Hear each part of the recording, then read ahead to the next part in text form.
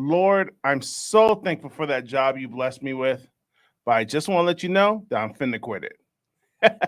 This is Epic Dog.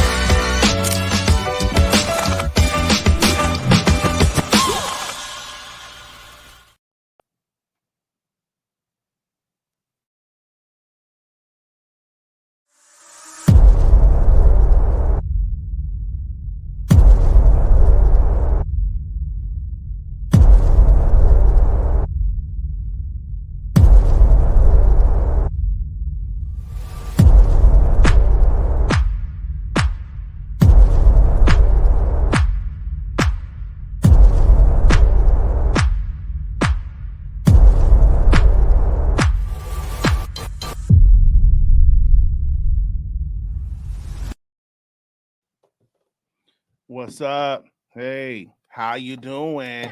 Sorry you couldn't get through and leave your name and your number, and I'll get right back to you.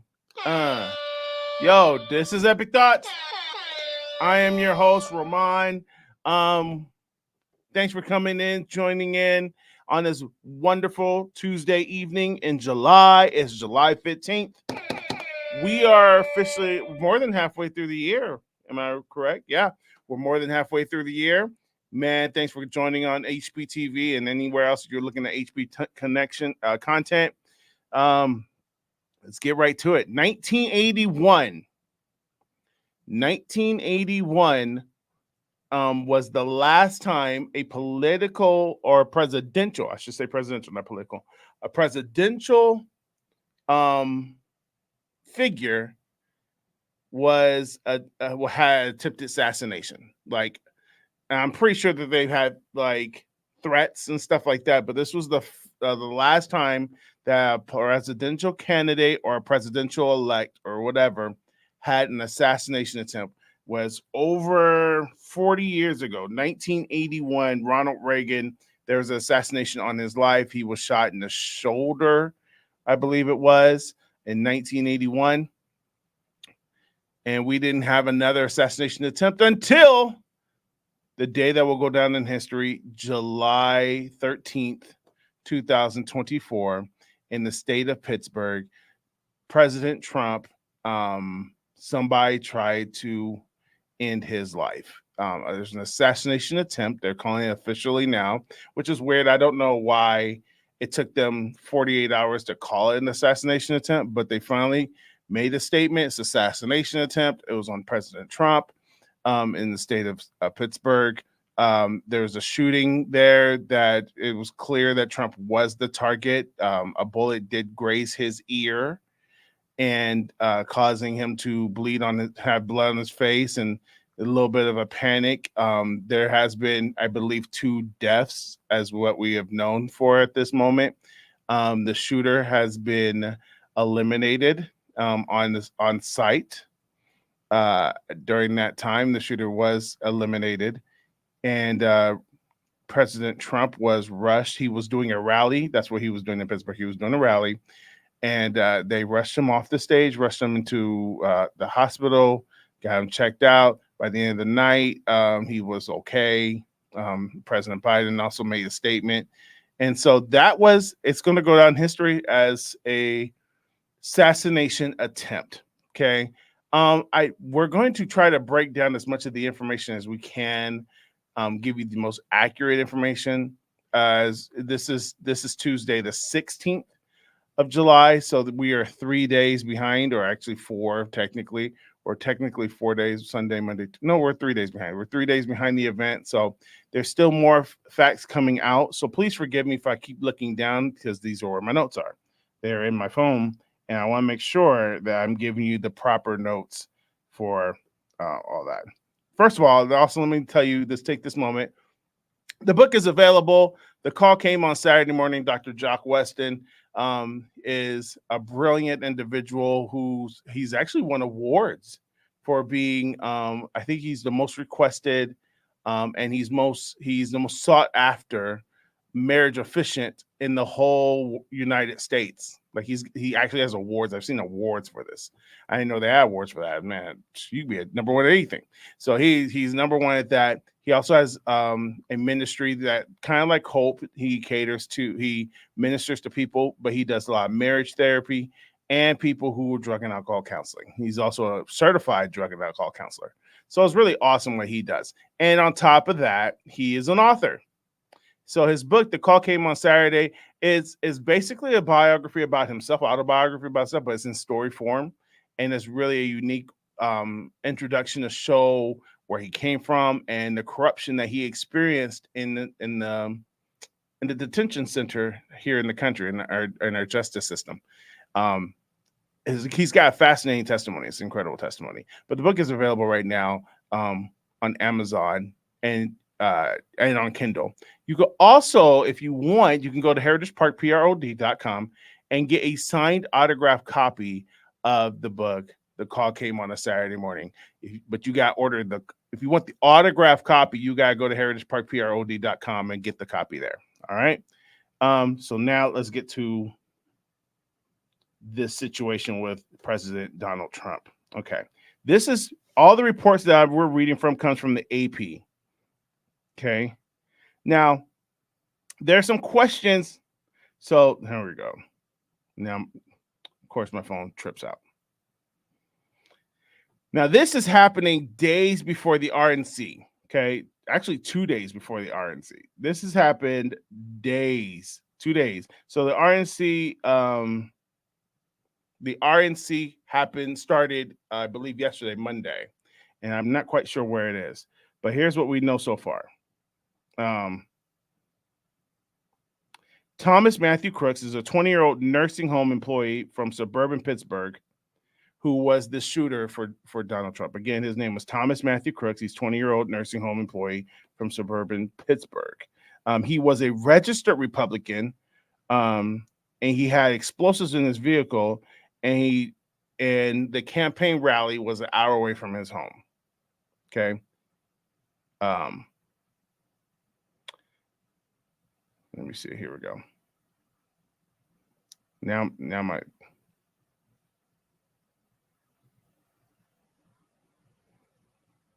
during Trump's speech, 4 shots were shot at President Donald Trump. All was targeted for him. In the process, here it goes. I'm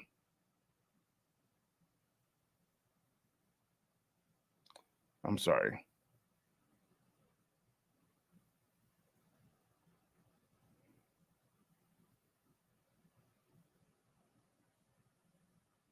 I'm trying to find my notes. I'm sorry.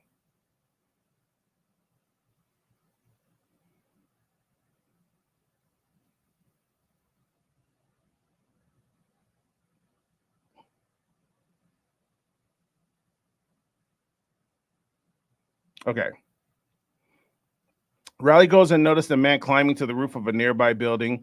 A local police official was hoisted up by a fellow officer so he can grab the edge of the roof. Local officials say. We're going to come back to that in a second. The officer dropped back down to safety when the gunman turned and pointed his rifle at him, according to the sheriff department. Okay, strike one right there. Trump, after shots were fired out, Trump grabbed his right ear. He ducked. A cluster of security service agents in dark suits piled on top of him, ready to take a bullet. And then there was more shots. Get down, some rally goers shouted as others ducked. Still others tried to keep their cell phone cameras pointed at the chaos on stage. Everybody was just like screaming and trying to hide in between the bleachers. I'm literally being, this is one of the people who were there. I was literally being pushed down there between the bleachers where your feet would be. Trump's microphone picked up the urgent chatter of the Secret Service agents. I got you, sir. I got you. Shooters down. We're clear. We're clear. Let's move.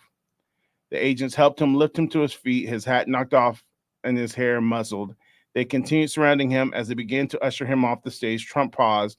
He wanted to get his shoes. Then he paused again. Wait, he shouted. Wait.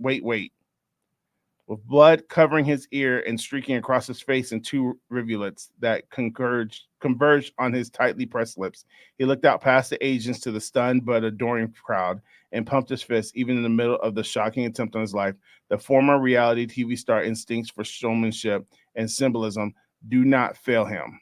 Fight, he mouthed. Fight, fight. The agents moved him into a black SUV all around him, and his supporters erupted in chants. This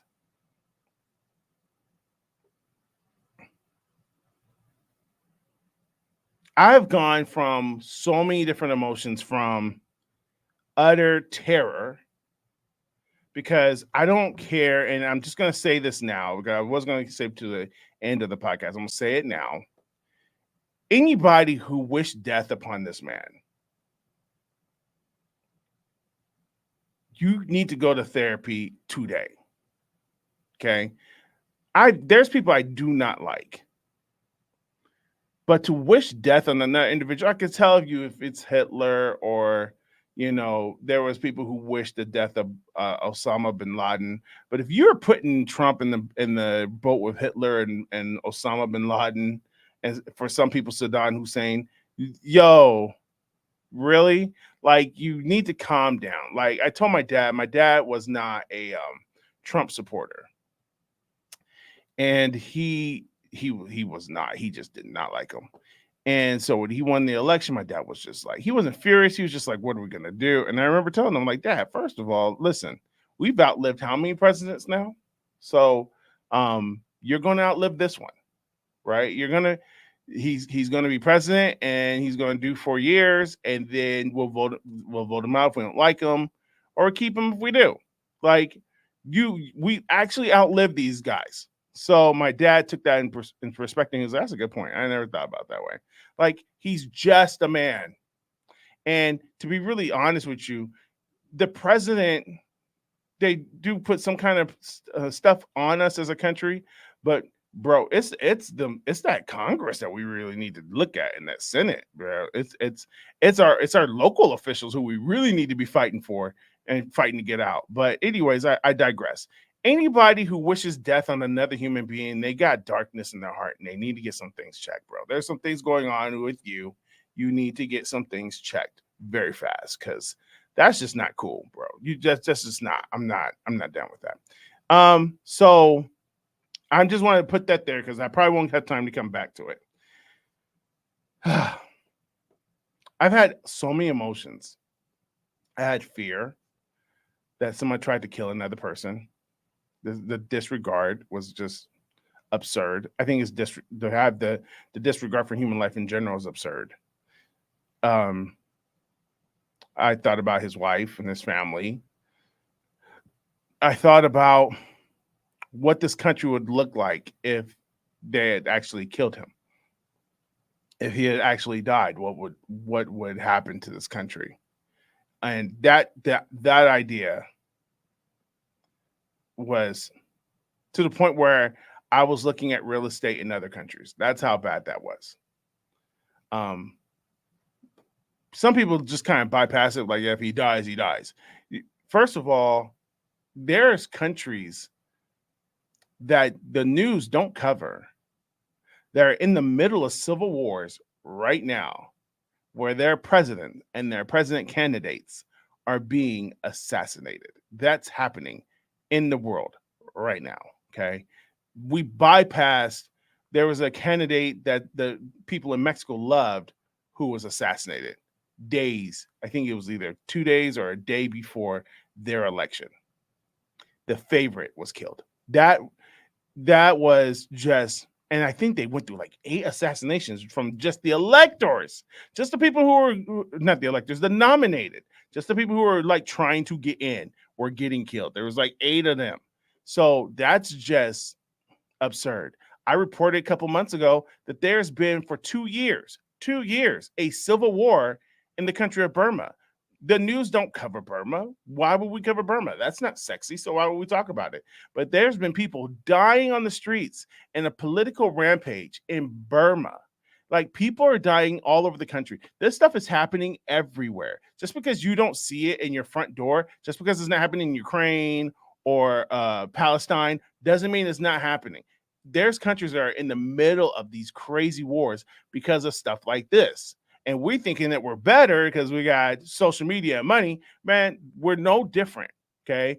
The human spirit is the same no matter where it goes, Okay, a spirit that doesn't have God is greedy. It wants power. It wants money. It's got pride. It's got anger. It's got rage. The human spirit without God is nasty, and the human spirit with God is nasty, but with God. But that's a fact. You're nasty, but now you have something in your heart that tugs at your heart and keeps you astray. Keeps you not astray, but keeps you away from that kind of lifestyle. So just because you're saved doesn't mean you're perfect. It actually means that you understand that you can't be saved by your own merits, because your own heart is deceitful, your own heart is destructive, your own motives are bad. You need Christ just as much as everybody else. So now think of that and think about it in the worldwide scheme of things. We're not better than anybody because we're smarter. Man, we can Google all the questions of history. I have an app that teaches me Spanish, right? People are just as dumb, if not more dumb than they were 20 years ago. People still can't spell. People still can't read. It's disgusting. So don't think that we're better off than everybody else, and this is just a one-off thing that we'll get over. This could have been really, really bad. Okay? This is disturbing. Now, I'm not a conspiracy theorist.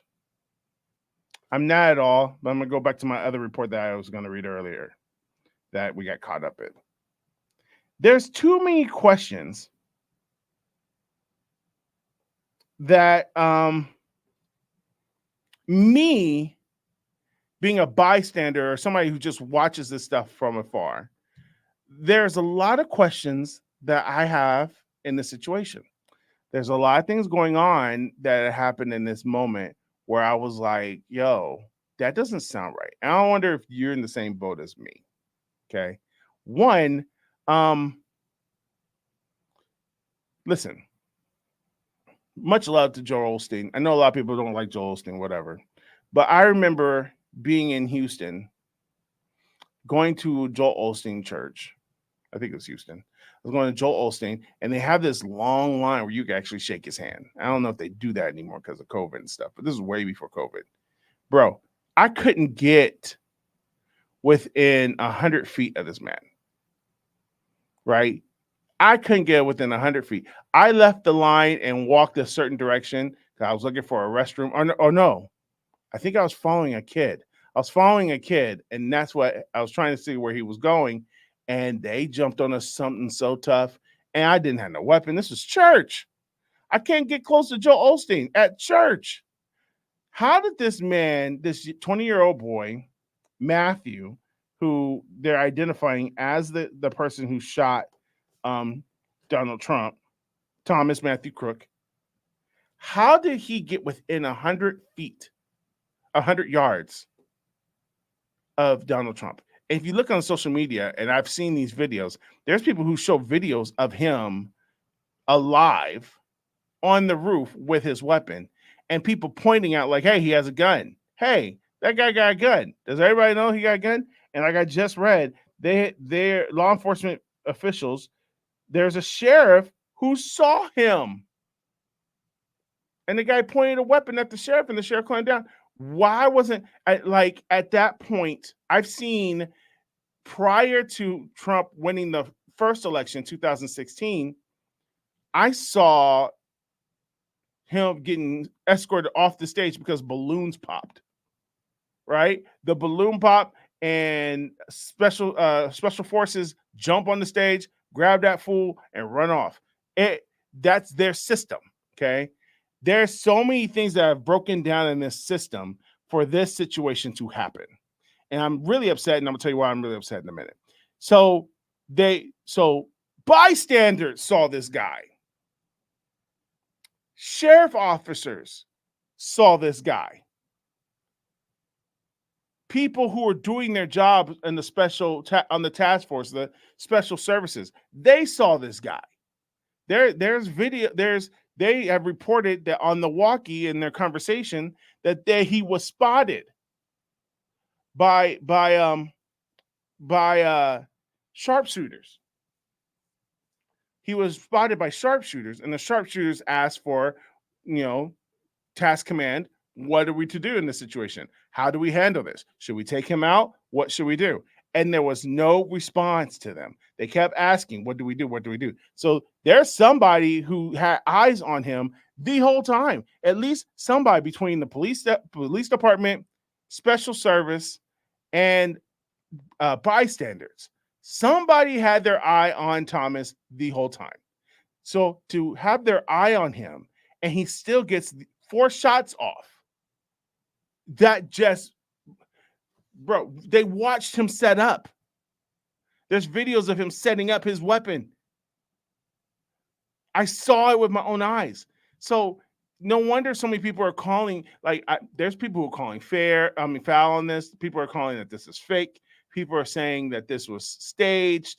And I at one point thought it was staged all the way up until like this morning. I thought it was staged because I'm like, dude, you can't set up within 100 yards of a president running for re-election and set up your rifle. Unless they know you're there. This is absurd. The only thing that gives me cause to pause to push this narrative forward is the fact that they shot my boy in the ear, which tells me he was going for the head. So if this was a ploy and it was a stunt by, let's say, Trump himself, it would have shot him in the leg. Maybe it could have been for the shoulder, but the shoulder's too risky. You're going for the head. It's just, this is a weird situation. So the U.S. Secret Service is investigating how the gunman armed with an AR-style rifle was able to get on a nearby roof and shoot and injure the former president at a rally on Saturday. He shot multiple shots from the stage from an elevated position outside of the rally venue. Trump was bloodied and says he was shot with a bullet that pierced the upper part of his right ear. And a spectator was killed. That irks me. The Associated Press analyzed more than a dozen videos and photos taken at the Trump rally, as well as satellite imagery of the site. Shows the shooter was able to get astonishingly close to the stage where the former president was speaking. The roof was fewer than 150 meters, which is about 160 yards. Sorry. From where Trump was speaking. Biden has directed an independent review of the security at the rally. This is, there's other victors. Governor Josh Shapiro on Sunday said the man killed at the Trump rally was Corey Copperstone. Coppertore, I'm sorry. Corey died a hero, the governor said. 50, I can't pronounce his name, Comparator. He was 50 years old. He was a fire chief. 2 other men were shot. David Dutch, 57, of New Kensington, and James Copenhaver, 74, of Moon Township. Both men remain hospitalized and were listed in stable condition, state police said.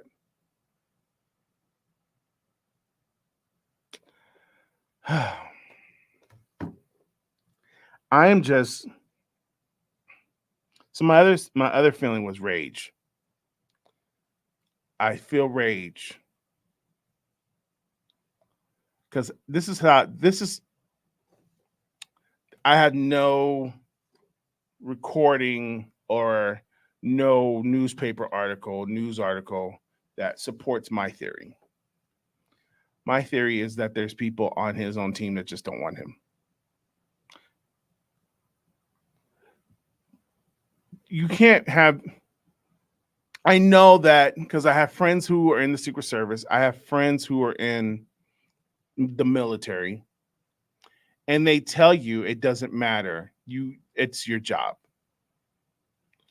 But this has been Trump being in politics has just changed the rules of everything so fast. It's changed rules of everything. What we think we know, we don't know. Because of Trump. Trump has caused such a shift in our culture. Single-handedly, he has done this. This is crazy. And a lot of it is his fault, right? And there's a lot that is indirectly his fault. And there's things that are not his fault, other people are doing. But my point is, he shook up the status quo, and now everything is just askew. Could it be possible? And I know that this is crazy because here's the deal about Secret Service. Every president, after he gets out of office, he is granted he's granted security, special security like that, Secret Service for the rest of his life, him and his spouse and his kids, I think up to 16 or 18, something like that. And then, so he should have Secret Service from him being a president. The other thing is, he's also granted Secret Service if he's the running candidate in an election year, which is he is the running candidate, and this is our election year. He's the running Republican candidate, and I think after the RNC, after this week, he will be nominated as the Republican candidate, but he is the top candidate.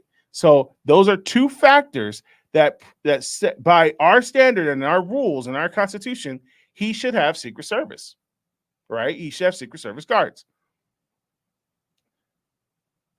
And these people they have a policy, they have process, they have things that they have lines upon lines, they have precepts, they have things that they have to do.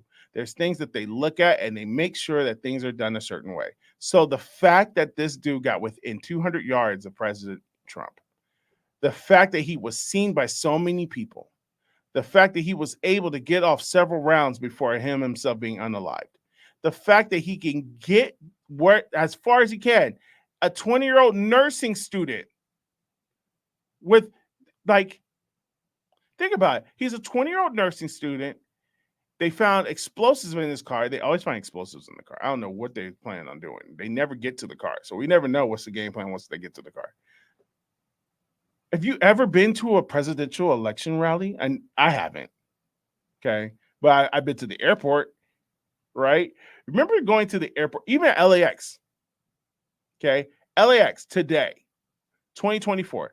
I remember September 11th. I remember flying. It was one of my first flights after September 11th was to Florida from California. And I don't recall the year, but it was within a 5-year range of September 11th. And I remember we couldn't have liquids. We still can't have liquids, but now we can have it to a certain degree. But we couldn't have any liquids. The person I was flying with was my former wife, and she had to empty out her whole. She had all this makeup that was cream based. She had to throw a lot of it away, and it was nuts. The things we couldn't take on a plane, and then we had to be sniffed by a dog, and then even to this day, that was 2001. So 20 something odd years later, we still get sniffed by dogs, right? LAX, they have a guard dog that walks around the airport and sniffs every car. So they're the LAPD, the airport task force, and Ontario, the Ontario airport by our house. That dog, they got a dog because I know the guy who runs. I knew the guy who had that job before him. The bomb squad is all over the place. So I guarantee you, they had a dog smelling cars out at the rally. Now imagine there's thousands of cars, but you can have several dogs to cover a large. You would have caught that. A dog would have caught explosives. That's what they're smelling for.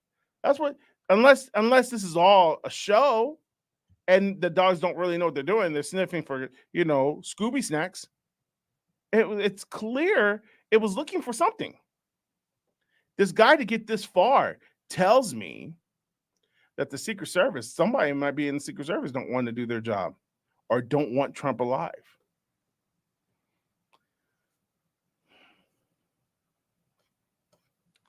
What does this mean for us as believers?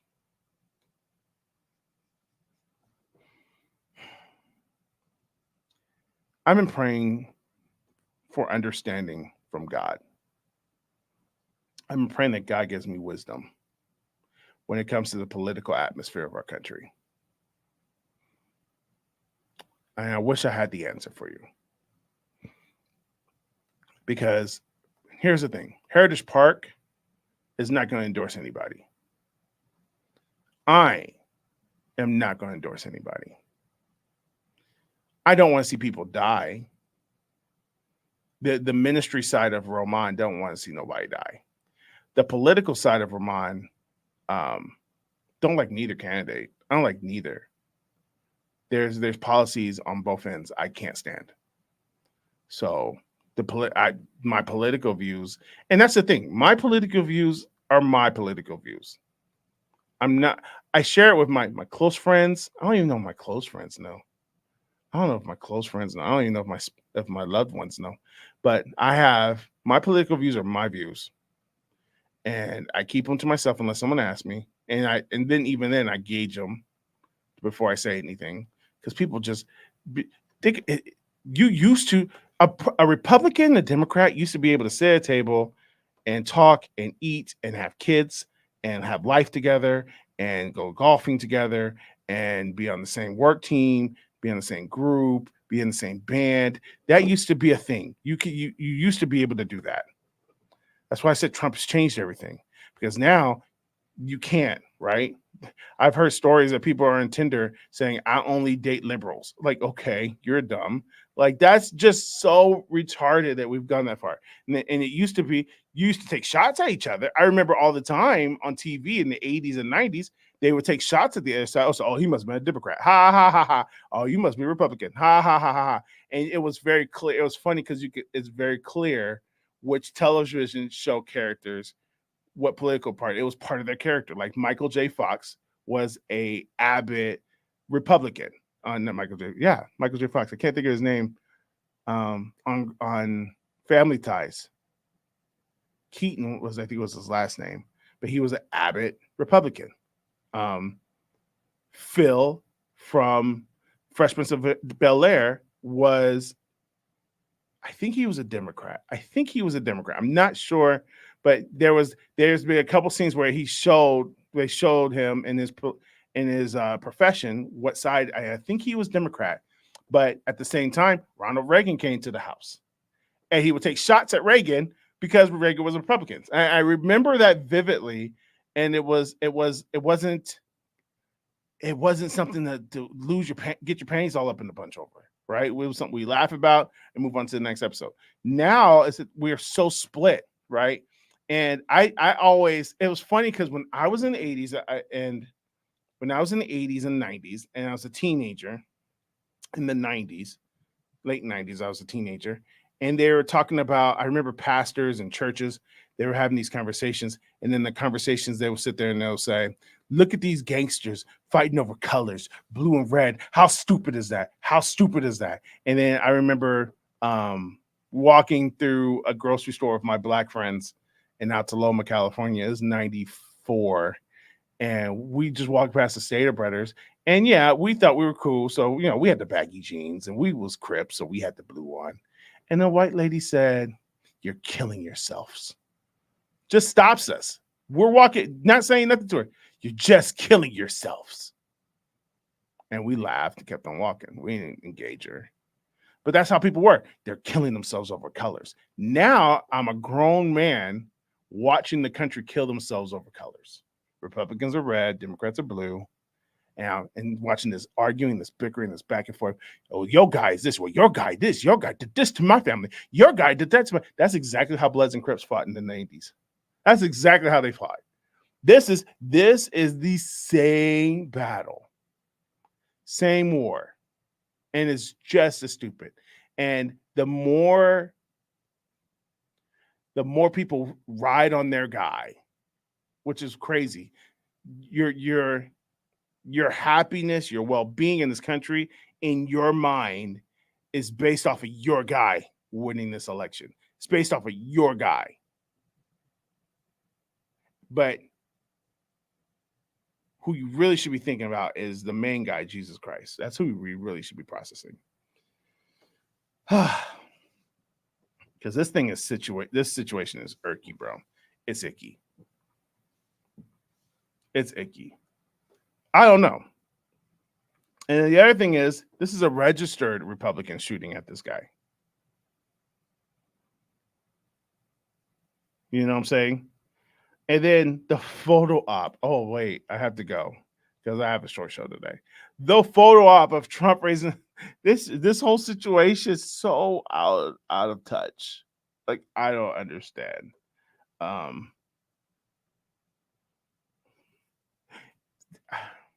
I'm not into politics. I'm really, I just know to know what's going on. And something smells fishy.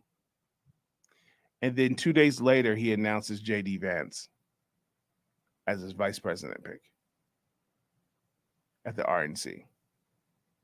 Like, that's why I go back and forth. So that's why I came in here and I thought to myself, well, maybe this is a ploy to kind of get him push on. Did the Democrats try this? Carla, my wonderful my ex co-host, said this is Antifa. She blames everything out there on Antifa. She really does. Maybe. But I can tell you this one. I don't want to be that. And look, I saw the prophecy of the guy. I did see the prophecy of the guy who said that Trump was going to get shot in the ear. That's just nuts. And I don't know. And he went on, and this is his words, not mine. Don't shoot me. Don't shoot the messenger. Oh, that's a bad pun. He said that he prophesied that Trump was going to win the election. In my mind, the moment this thing happened, I thought to myself, wow, there it is right there. That moment may win him this election. That moment may get people to go and vote for this man. But we never know. But either way, and I didn't say this enough. Trust the Lord. Find the Lord. Trust the Lord. Find the Lord. Trust the Lord. Take when I mean find the Lord, take what you think you know about the Bible and all that, put it to the side and find the Lord for yourself without the influence, without the influencers, because we should do a show on Christian influencers because they're the worst. And I know I'm one too, and I'm just as bad. But find the Lord for yourself, bro. And then trust him. Does that mean that life is going to be good? Doesn't mean life is going to be, it doesn't guarantee anything. It doesn't guarantee anything. It just solidifies that even if this life sucks, your second life will be better. And no matter what happens, I'd rather be in God's hands in the next season of our life. And who knows? We might be doing the show from Italy next month. That is really an option. I'm not even blaming you. I'm thinking about turning Heritage Park into a Bollywood company. We'd be so dope in Bali. We'd be dope in Bollywood. Anyways, heritageparkprod.com is the website for all your Heritage Park information and needs. Thank you guys for supporting Heritage Park. And listen, if you want to support Heritage Park, heritageparkprod.com is where you need to go. I'm really I'm blessed with so much, and there's so many things happening. And if people ask, well, how can I help Heritage Park? There's two ways you can help us, man. There's two ways you can help Heritage Park. You can pray for us, and you can support financially.